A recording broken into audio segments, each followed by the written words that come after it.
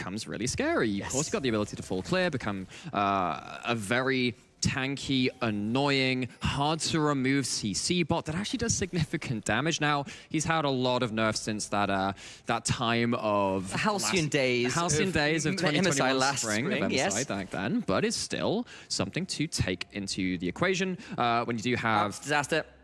There's no flash on Udyr. I can't say flash bear slap. Oh, damn. I'm immediately disappointed.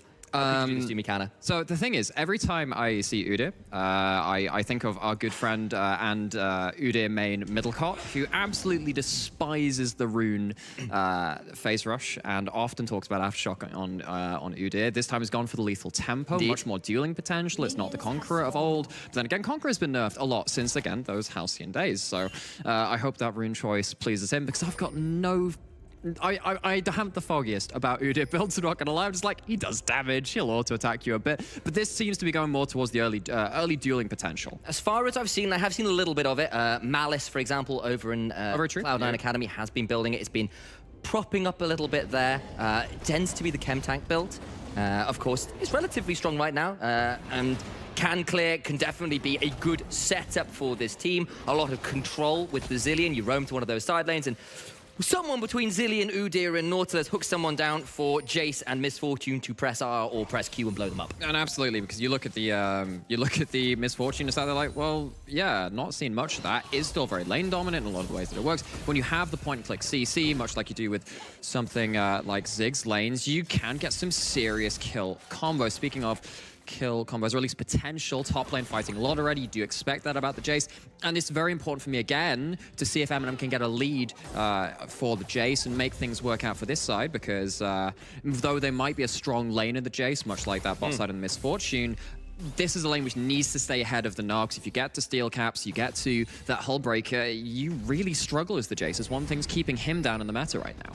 And I want to call out as well, the last time we saw Haru on Hecarim, he eviscerated JDXL. I put it another ways, but like, he came through and basically decided that he wasn't really riding a horse anymore. He's sort of like, you know that scene where it's Lord of the Rings, Battle of Pelennor Fields, and they've got the massive charge here, and it looks really good, and then they turn around and it's like just like ginormous Mumakil, ginormous elephants. It's like they've turned around, they think it's going really well, and then there's just this monstrous... hook cancelled, Nat is caught out! Oh, that's so sad. Never mind Lord of the Rings references, never mind that. Flash forward for First Blood, and MNM take us away from story time. Oh man, what an awful mistake from Nat. Recalls on a ward. They had that lane positioning. Kassin goes to roam, and that's a cut down to size. I mean, I don't really know if there's an appropriate movie reference for that one. That's a horror story if anything.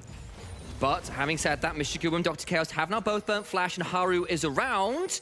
If Kassin can help set up for this, this could be a very dead bomb. That's a double flay into the hook. Mr. Kubo gonna get charged back. I'm gonna start getting run down. The Make It Rain comes through, but I don't think there's any money coming through for anybody but X7. Nata returns to get his assist, and it's a double to Haru's Hecarim again in the early game. Oh, and they have to bring us right into a replay just to double down on how much this hurts. Double buffs, very quick clear coming in from the Hecarim, and Haru's just there in time, and it's 2 overstays from 2 bot lanes, and it's 2 kills to the Hecarim. We saw, you referenced back to it was that JDXL game, match of the split we were hyping it up to be, and it just didn't deliver because Haru decided it wouldn't be delivered. He decided to cut it off early, and this is another game where you sat there thinking, oh my gosh, it's all well and good you got this kill combo, but Hecarim, when he gets up to chem tank and something like a Dead Man's or something like a Frozen Heart, what do you do as MNM at that point?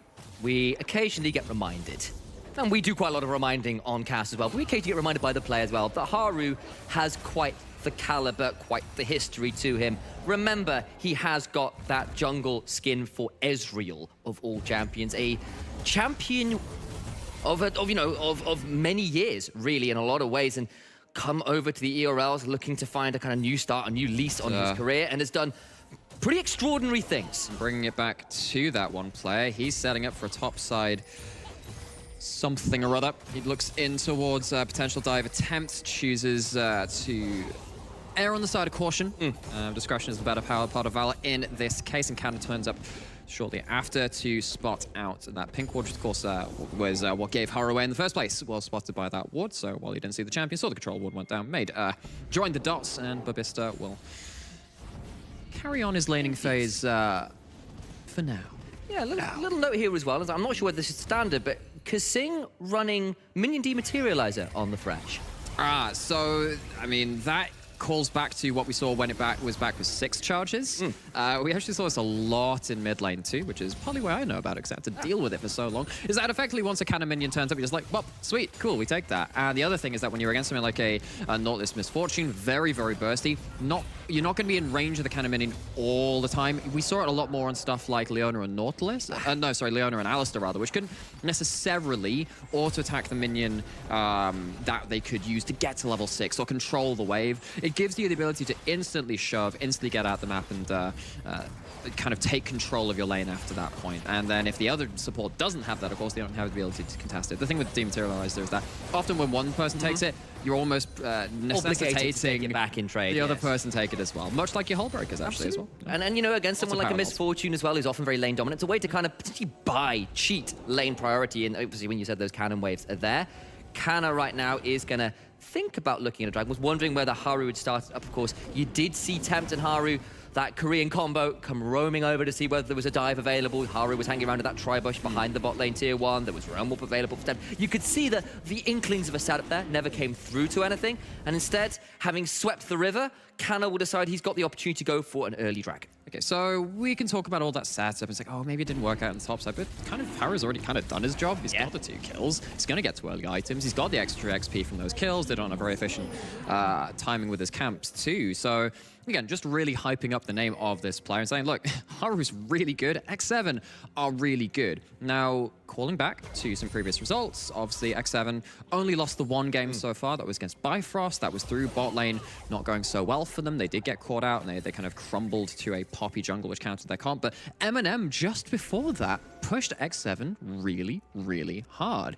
Now, they didn't get to close out that game. That is why it is only at that 1 loss, and that is not to their name. But if we're going to track this game a little more, let's see if MNM can try and recapture some of the form they found on that day, and they desperately need it in the race for playoffs. They are 4, they are on 9. Babista, here we go, is having a bad time. He's got himself an acceleration gate, but it's just not quite enough. Will try and get out, but even with the hammer blow, cannot disengage enough. An onslaught of shadows into a final couple auto secures a kill for Jaeger. And that is a very impactful kill, because Jace wants to be stable in the lane, wants to be more than stable in the lane, particularly against something like that Gnar, because you know that the Gnar eventually is going to build up to that one item, but it's not going to stop in the top lane. It's mid too. Yeah, it's time to not pass go and instead go to Rune Prison, courtesy of Tempt. And he's just collect 300 gold. That's actually going towards X7. Indeed. They've got bounties to go to collect those. They want that one, though, is you do give Mishigu some time alone on this bot side. We'll be able to get at least a plate, but he's actually going to have to back off because Nata and Kasing, having got the kill in mid, will be able to roam that bot. Sam, considering that it's actually X7 that have got the bounties, do you reckon we could be in for the Book of Babista Feds? If he gets some lucky kills. Look, Kasing's dying! Talk about that! Truly tragic, but that's a good use of the ultimate from Misfortune. Bullet time, not quite enough as yet, but apparently it does strike twice, and that clock comes through to secure a kill. Nata now locked up, and that was a slick combo from Dr. Chaos. A double kill to Mishigu. This bot lane, baby. And 1 bad pun and 3 good kills later, MNM draw even. They do pick up a lot of that gold floating around the map. Babista gets to take down another a plate in that top side, gets a kill to their name, and MNM explode back into even footing. Starts off again with X7 being on the bad end of some bush control. It started with that catch onto Nata, of course, way back in the early game, and this time it's Kasing who bites the bad end of this, and you cannot fight against level 6 to level 6 in this 2v2. This is one of the hardest spiking ultimate lanes in the 2v2 game. The amount of CC the Nautilus brings to ensure that Misfortune's bullet time will hit absolutely everybody for the entire time is super strong. Also meant that stopwatch that was there for Kasing has been popped very early to little gain, and it does keep MNM in this game. Getting gold onto your Misfortune is going to be one of your very important carries come the objective fight is critical. 2 kills, a plate, and of course, at least only 1,000 gold as a discrepancy now as an overall team. Yes, Haru is damn strong. Yes, he has a cam tank, but it's matched by Mishiku on the Gale Force. The question is if that's going to be enough to keep him alive when everybody comes charging for him. I'm going to hazard a guess and say probably not. it. I think that this game is going to come down to if MNM can find someone before actually X7 are ready to pile onto you, because I feel like if Hecarim finds enough people, if Hecarim is close enough to the rest of his team, this is going to be very, very difficult for MNM to survive the initial onslaught. Herald was picked up by Haru earlier. There's a lot of plates that have gone down here. That means it should be a relatively easy pickup. So Haru is rooted, but does have an aura of dread. Dr. Chaos forced to flash. The bullet time comes through, but doesn't get that much value. 2 plates go down. Herald is stopped, but do X7 feel comfortable enough to try and pick up the dregs of this tower? But they won't complete the demolition quite yet. They'll just leave it there as derelict and ready for destruction. You can see that Mishiku didn't really want to pop that ult because he sat there thinking there is still a cancel from Haru. If he does pop that ult, need to make sure that this fight isn't going to collapse as soon as we commit to it. Now, Haru has managed to regain a lot of that HP, which he lost from that bullet time. Of course, that ultimate no longer available. So, X7 didn't finish it off on that wave. And they're going to look to, okay, stop the back. Stop some backs, as they do in the mid lane. That's actually really important because there's 30 seconds on this Drake. And yes, there's a teleport, but it gives Tempt another chance to push this wave in. And what it does is because often what you do as a mid laner, you recall before a cannon wave so you can walk up with it because it's harder to kill said cannon wave. It forces the TP, so Royal Cannon doesn't end up losing the majority of quite a high gold value wave when it is that cannon alongside it. So micro advantage alongside the much more tangible reward of the plates and the tower and bot side. Absolutely, and it does even up a little bit some of the uglier plays that have gone on that 2v2, where Nata, of course, got caught out a little bit early when there was the early roam from Kasing, and just some good play there with the bush bait. But Babista about to wish he was in a Disney movie, because this is looking more like a slow-motion moped chase as he is brought down low. What do you mean? I didn't see him doing a 360 before he shot the ground right there. He did a 360, but unfortunately Haru was like a Mach 5 speeder and comes down and crushes the very much slower motion Jace. Okay, well, maybe a slightly different genre, as Nata seems to be on absolute heist of a game right now as they got all of those plates bot. Getting a lot of these topside too. Nata, while they did die a couple of times in that laning phase, has got a lot of gold to play with from plates at this point. Mishiku, however, not he's pretty affluent too at this point, picking up a couple of kills, picking up a lot of plates too on the bot side. But still, as a whole team, X7 getting the better end of the map trades. They absolutely are, and it is a kind of hallmark of X7 at this point that we tend to expect strong lane and priority and control from this team. MNM, at least in the bot side, Mishiku and Dr. Chaos doing a pretty good job of punishing the fights for that control, but Haru has come down bot, got that tower for them, got some kills down there with the return gank after the overshove at the early levels. He's done top, got 2 kills up there. The priority you grant to a jungler like Haru is taken and expanded upon so well compared to pretty much every other jungler in the league. And this is so interesting because you look globally at a lot of junglers right now, and they're not playing quite so selfish. Nice attempt there. I was wondering if there was going to be a mind game one, but you look at junglers in general, and they tend to play, or some of the best ones in the world. You look at your Malrang, someone like Ona's a similar kind of example too, where they play for their team. And Kana is, speaking of junglers, I don't know whether you want this, right but Cannon can come over, and of course does have the chrono shift. Hasn't yet to use it. Instead, we'll just use a time warp to ensure that Kana can run out and do it again sometime. Then you look at this Udyr, you look at this Hecarim, you think, these are probably a bit more selfish junglers. They do farm up, they do have a lot more individual power, and that means Haru has the beefy stats to get out of that alive. Does take a depth charge, but he's a long, long way away, and the depths reading come out a little bit too far for the engage. No torpedo, so to speak, to follow up. And does manage to get out. Now, Dr. Chaos in a spot to bother him, but there's no flash. Does have a dredge. Straight out of it. Kasing looking to outplay the plays that haunted him earlier. Haru continuing chase on. Tempt is coming with a flank. Kana being run down, no way out, no hope. The chrono shift come through onto the Zillion, but you don't have 2 hearts. You are not Doctor Who. You don't have multiple lives. Instead, you go straight to the death chamber. And X7, they just pounce. We saw earlier in the day, JDXL falling in a bit of a duff game. X7 have now found themselves lofty, uncontested at the top of these heights in the NLC, and they're not stopping there. They are not content at resting on their laurels, and they pick up this fight so easily. Let's look at it again, because the flay out of the dredge line is just so clean, and then Haru keeps on the pressure. is. And a lot of this comes from actually Tempt saying, "Oi, I'm going to be in mid lane. See you in 5 seconds or so," because he pops that Ghost, one of those combat summoners, allows him to roam to the play that much easier. And X7 moving like clockwork and getting to the play on time. They've got themselves second Herald. They've got themselves a significant gold lead at the moment. That is 5,000 or so gold, just shy of. As a result, at the point of the 15-minute mark, you can see about 1,000 gold is the difference in every single lane. That's a lot of gold when you total all that up. That's actually quite a lot. It's about 5,000, in fact, one would Incredible, wow. Quick maths. Incredible. Right, My okay. ability to read numbers is unparalleled. Your intellect sometimes, it scares me. As it should. And it should probably I'm a be scaring scintillating MNM at this point, or at least the size of X7 and those said numbers.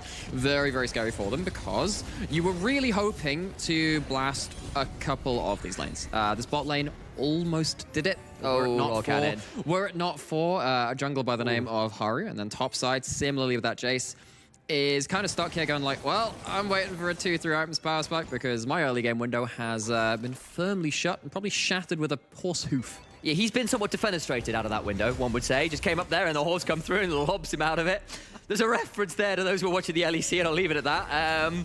Yeah, let's have a vocab list of really hard words. I have actually got a vocab list. The one I've yet to find a way to use is rhubarb, which if I can manage that at some point, I'll be very proud. As Mishigu left for third, is going to take an onslaught of shadows. It's rainbow coloured, but the arcade won't quite find a high score yet. And Mishigu not quite made into Mishiglu by the horse on the other side. No.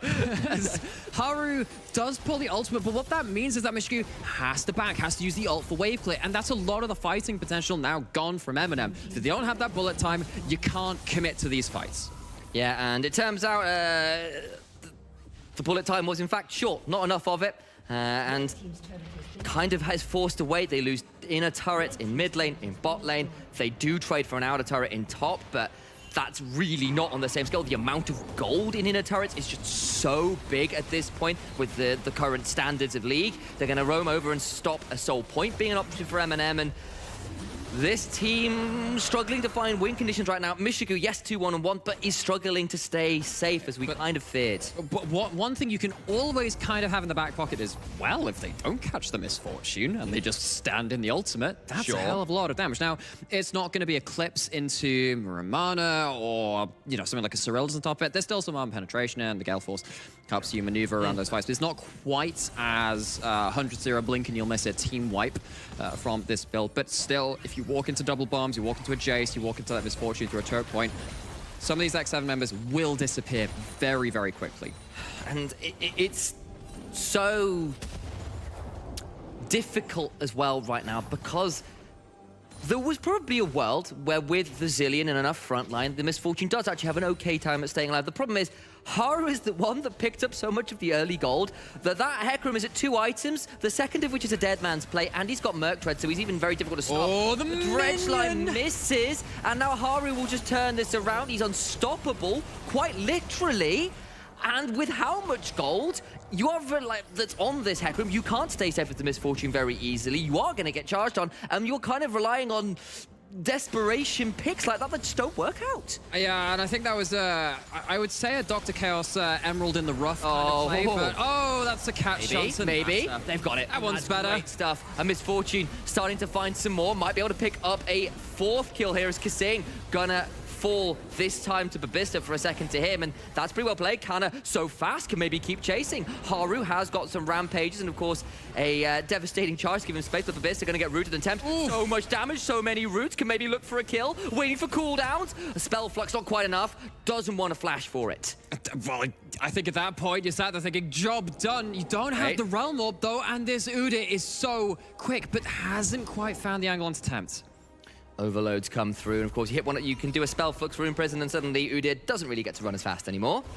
And that was a good moment for MNM. They're still 6,000 gold behind, but at least they get more gold onto Misfortune. They get another kill onto Bista, and they kind of punish X7 trying to keep the pressure up. This is also not the first time we've seen Nata occasionally do something very aggressive and get punished for it. Most of the time, he's outplayed his way from those situations, particularly in the first couple of weeks. I'm thinking back to his Aphelios games, which were hilariously entertaining, but also very close to the edge.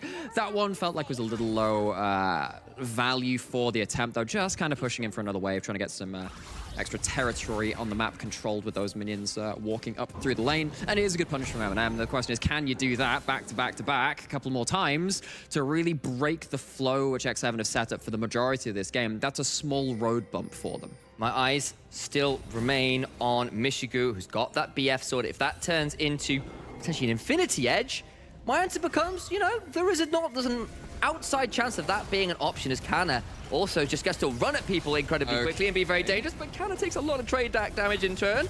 Chaos goes over the wall. Haru, though, is so damn tanky. Gets a devastating charge forward. The teleport's coming through from Jaeger with the Mega Gnar stunned 2 into the wall. Dr. Guess is going to come over and throw a depth charge, but it means so little at this point, as look how tanky Tempt is. He just takes a whole bullet time, and it's interrupted as Haru charges down the cannons. The Light Brigade win this one. Woo! And they turn to 13 kills to 6. They do, and again, it's another fight which kind of comes out of nowhere for X7, but they know they have the goal to make it work. MNM don't quite manage to land this engage. They try it with a couple of flashes, a couple of engages too far, and MNM, this is going to be an early exit from this game if they keep pushing. They are actually going to try and end it. It's 21.5 minutes in, but look, everybody's dead. They've got a wave. Cannon needs to going to get Jinx excited. He can't do anything. Jinx will be excited, and you can feel the blood pumping. They're going to get onto the Nexus itself. There's nothing that can be done. MNM are about to be wiped in a rapid turn of events. A double to Nata. It's revenge for the earlier parts of this game,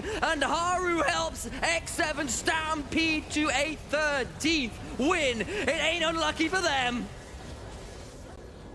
And this is the kind of game where we go back to those old statements. Remember that old statement, we're not here to win, we are here to traumatize.